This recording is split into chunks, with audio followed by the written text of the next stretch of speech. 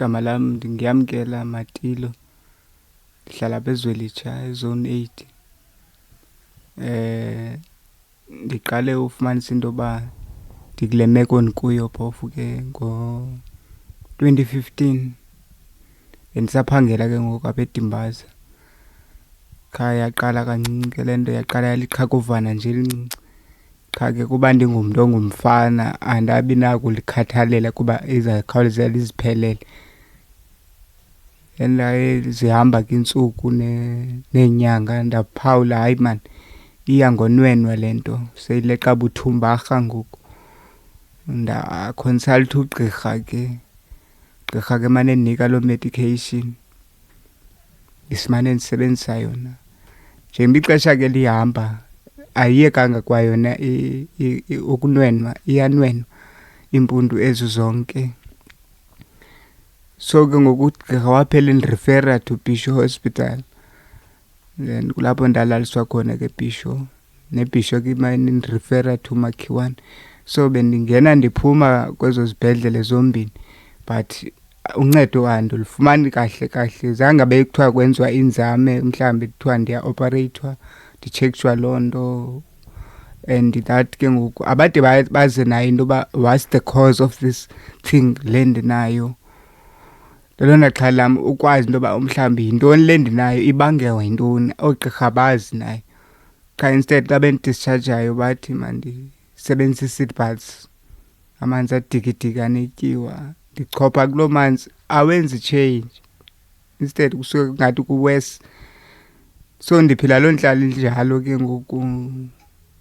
Ndiyazi-isolate ebantwini amaxesha amaninzi because ndingulo mntu kaloku usoloko le nto enevumba elibi, funeke livasile nakane nakathathu ngosuku. That kunzima uhlala phantsi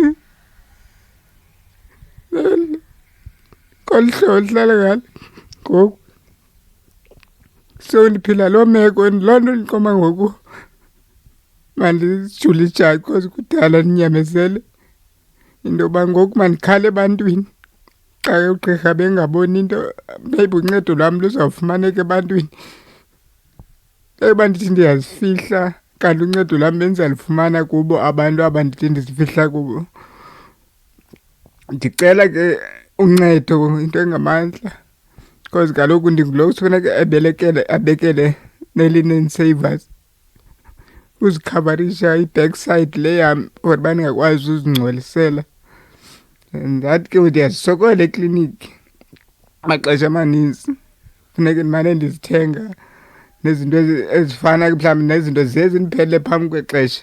Andilali ebusuku zingaqambo, ndiba kwii-pains ubusuku nezolo.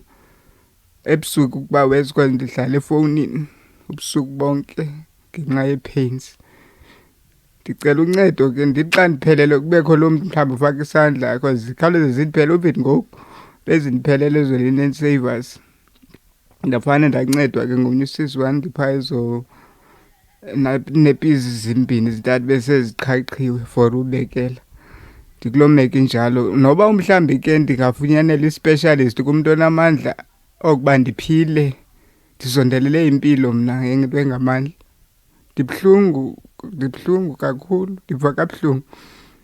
Ndifuna at least i-improvement ibe khona, ndibuyele kwisimo ebendikuso. Abantu bona bayohlala bethetha, yiloo nto ngoku ndiqomba kwanele Thixo ngenelela nabantu babone imeko endikuyo. Lona uhlazo ndawubalile ebantwini kodwa andinaxesha lamntu ndisatsho.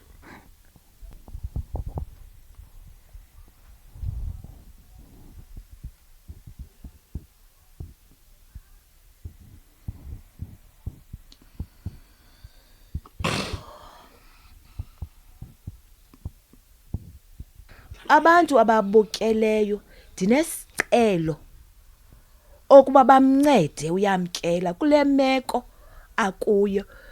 Loo nto umuntu afikeleleka kuyo ngoba kokwazi uzihlalela, kokwazi uhlala phantsi, funeka alale ngesisu. So ndicela amancedo ke ngoku njengomakazi wakhe, asithathe intweni.